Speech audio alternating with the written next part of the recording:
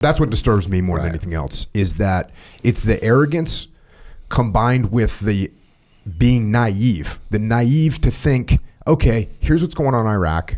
Look, we know that Saddam's not a good guy. We can probably create some kind of a good ally there, and we can probably just turn this into a democracy because we like democracy and we like it, and all those people must want to be free too.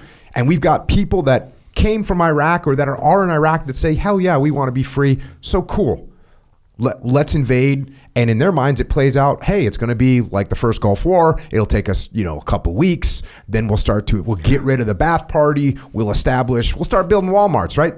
I think that's what they thought more than anything else. Probably.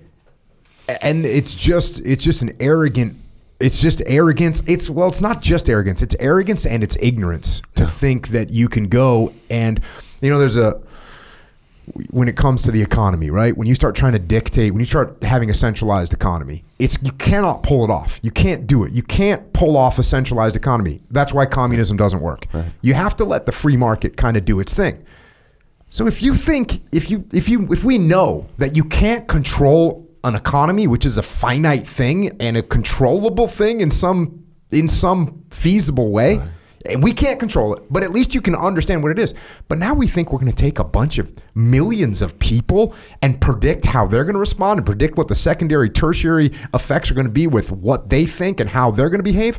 Like, that's completely insane to think that. We think we are going to control the future with other people, and we think we understand what they're doing. We can't. So we have to start behaving in a way that we utilize our power to attempt to influence, but we can't think to ourselves that the things are going to play out the way we think they're going to play out, because they don't. They couldn't even figure out these two freaking guys in Afghanistan. One of them's from England. Hey, everyone's going to listen to this guy. Meanwhile, this is a local here that's been running shit for years, and we think this other guy's going to fly in from England. He speaks English. He must be smart. Everyone's going to listen to him. No. And then you just play that out over and over and over again in a bunch of different scenarios in Iraq, and in Afghanistan, and in Iraq, and that's what you end up with.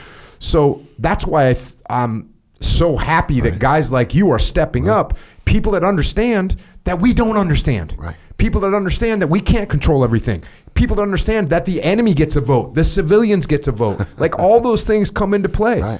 And we run around like we can figure it all out. Nothing is 2 + 2 = 4. No. Right? It's always an equation with hundreds, if not thousands, of variables. And anytime you change one variable, to get the continued result, you're going to have to change every variable or many of them, right? And Americans, a couple are, that arrogance, right? So I always say arrogance is ignorance and cockiness combined.